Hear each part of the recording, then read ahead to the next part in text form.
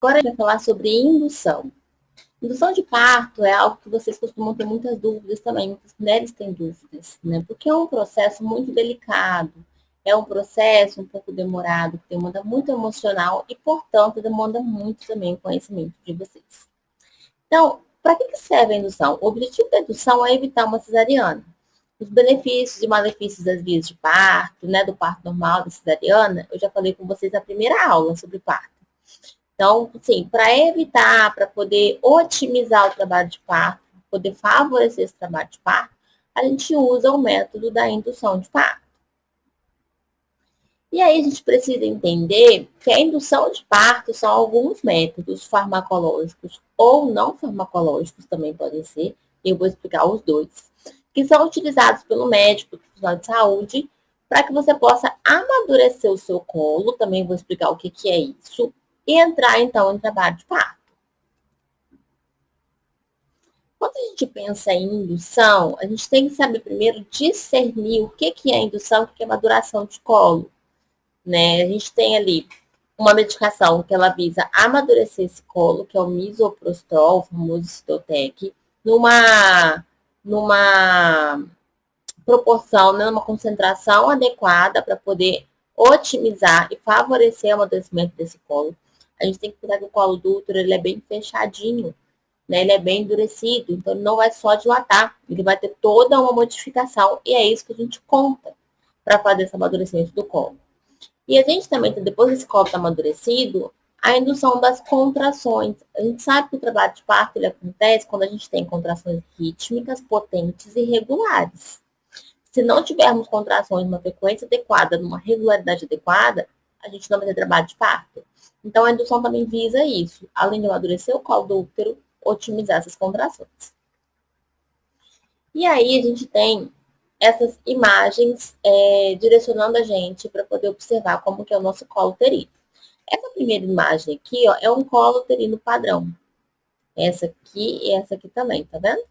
O colo tá fechadinho. Sabe quando você vai lá coletar o preventivo? É essa imagem aqui, ó, que o médico vê, o médico ou o enfermeiro estiver coletando. Essa outra aqui é um colo dilatando. Essa primeira aqui, o colo deve estar com uns 2 para 3 centímetros, né? A gente conta numa régua e aqui tem, né? 1 centímetro, 2 centímetros, 3 centímetros, até o 10º centímetro. Então, a gente tem aqui, né, nessa primeira foto, a bolsa miniótica, aqui embaixo, uma remetendo a cabecinha do bebê em si. Então, a gente tem que pegar esse colo que é grosso, endurecido, né, fechado, e trazer ele para ele amolecer, que é o apagamento, né? Então, essa finurinha dele aqui, ó, ele vai amolecer, ele vai afinar, ou seja, ele vai apagar, né, afinando, e vai abrir, que é a dilatação em si. E aí, como que a gente faz para poder, né, observar se realmente esse colo está maduro ou não? Através do toque vaginal. O toque vaginal, aqui a gente tem uma foto, né, que mostra muito bem a cabeça do bebê. Aqui é um colo imaturo, é um colo que precisa ser maturado. Um colo que ele ainda está grosso, que ele ainda está fechado. Aqui a gente tem um tampão, né, ali ainda no local, ainda não limitou esse tampão. Aqui a gente já tem um colo em esvaecimento, desaparecimento. Né? Ele está abrindo, ele afinou, está fininho agora. Ele está abrindo para poder o bebê passar. Então, o que o bebê faz? A contração, ela vem, empurra o bebezinho contra o colo ele vai afinando e vai abrindo. Esse é o mecanismo de parto, tá? Do outro lado aqui a gente já tem, né, como que acontece essa dilatação. Então, 2 centímetros, 5 centímetros até os 10 centímetros. Repara que nessas fotos, ó, o colo estava grosso. Aqui a gente tem um colo fino já abrindo, 2 centímetros. Aqui a gente tem um colo, sim, quase desaparecendo ali, né? O colo fica mesmo igual um papel. Aqui tá com 5 centímetros e aqui o colo desapareceu. Né? Ela só tem a cabeça do bebê e ele consegue passar para poder nascer. E essa avaliação, se a gente precisa entrar com uma medicação que é o misoprostol ou com a ocitocina direto, a gente tem um parâmetro que se chama score de Bishop. Esse Bishop aqui é uma pontuação que é dada para a mãe de acordo com o que está no colo da mãe. Então, a gente tem 5 parâmetros, né? O primeiro é a altura da apresentação. A altura da apresentação é onde esse bebezinho está. Se esse bebê está flutuando ainda, ou seja, ele não encaixou na pelve, ele está no -3. Se ele já encaixou na pelve, o bebezinho encaixado, ele está aqui, ó, entre -1 e 0. Se ele está bem baixinho, ele está no +1 já saindo, sabe? Então, essa é a altura da apresentação que a gente avalia também pelo toque vaginal. A dilatação vai de 0 a 10, mas aqui, se eu não tiver dilatação nenhuma, vai receber uma pontuação 0. Se já tiver alguma dilatação, mas pouca, vai receber uma pontuação 1. Se tiver 3 para 4 centímetros, vai receber 2. Se tiver 5 centímetros, 3. Depois a gente vê o apagamento do colo, que é a finura dele. Se ele apagou até 30% do que ele é, vai receber 0. Ó, até 80% está muito apagadinho já, né? Vai receber 3. Posição desse colo. Nosso colo normalmente ele fica lá para trás. Ele tem que vir vindo para frente durante o trabalho de parto. Se eu tenho um colo ainda muito posterior, ele está muito imaturo, então recebe pontuação 0. Se ele já está mais para frente, anterior, ele já recebe uma pontuação maior. E a consistência, se ele está firme, igual a ponta do nariz, se ele está intermediário ou amolecido, igual o lábio, né? Ele vai amolecendo. Se, né, para interpretar essa pontuação aqui, se essa mulher ela recebe uma pontuação menor ou igual a 6 centímetros, a gente precisa amadurecer esse colo, porque ele está imaturo ainda, tá? Então, se ela recebe 6 centímetros, isso aqui vai diferenciar de acordo com o que tiver aqui. Pode ser que o colo seja bem amolecido, mas ainda está fechado. Então, assim, né, bem separado mesmo para essa avaliação. Se esse colo, se esse bicho for maior do que 6, aí a gente já precisa da ocitocina para otimizar as contrações e esse trabalho de parto acontecer, tá? A ocitocina é o sorinho da veia, né? O misoprostol, então, é uma prostaglandina.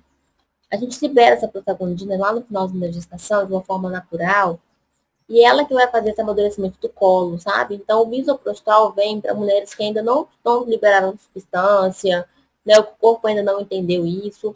E aí ele vem com essa prostaglandina sintética para poder amadurecer esse colo do útero. Além de amadurecer, né, ou maturar, ele também induz as contrações.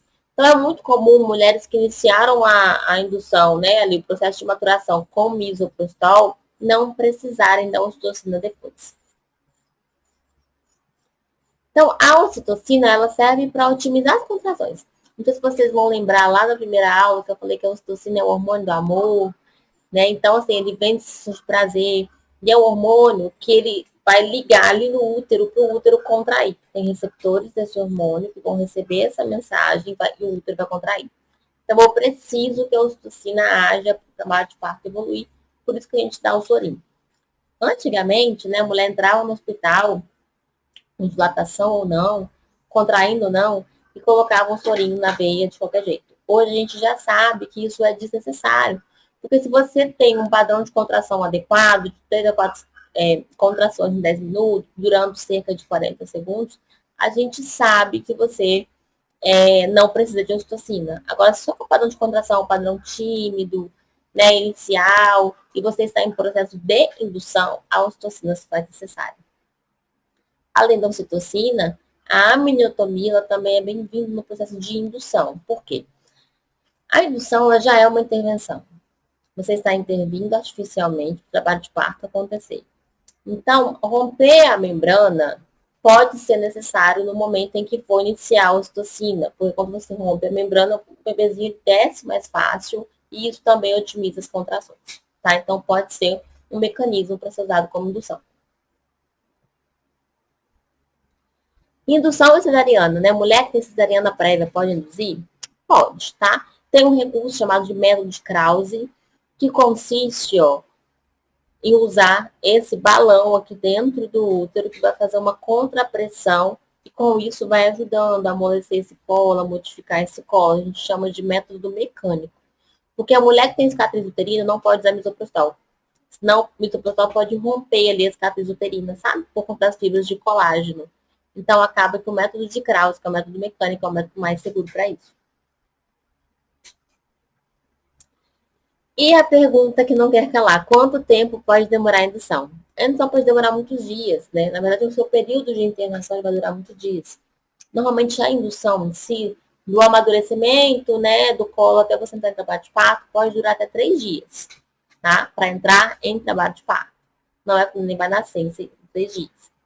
Então, é algo que demanda muito do psicológico, do emocional, uma rede de apoio tranquila, né? Porque se você conta para sua família que você está indo ganhar o seu bebê, a família entende o quê? Ah, hoje o bebê vai nascer.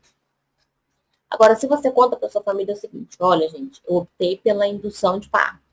É um processo demorado. Pode ser que eu demore até 3 dias para entrar em trabalho de parto. Então, não espere que o neném vai nascer hoje ou amanhã. E aí, se o neném nascer hoje ou amanhã, é lucro. A família vai ficar muito feliz. Agora, se você fala que tá indo ganhar o neném, todo mundo vai ficar desesperado. Todo mundo vai ficar te desesperando. E acaba que o seu emocional é abalado por conta disso. Então, se estruture, estude, né? Isso que você está fazendo aqui é um bom estudo para você entender que é um processo longo que vai demandar muito de você. Porque a gente sabe que o hospital é um ambiente hostil, o hospital é um ambiente difícil, né? Ninguém gosta de ficar no hospital.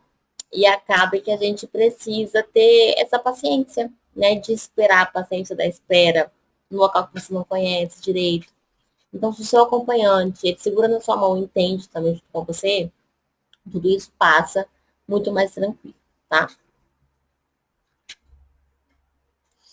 Então, a indução é uma escolha consciente, ela tem que ser uma escolha consciente, porque demanda tempo, demanda psicológico e deve estar tudo muito bem equilibrado para que você passe por ela de uma forma muito mais agradável, tá? A gente ainda tem outra forma que não é farmacológica para poder induzir esse parto.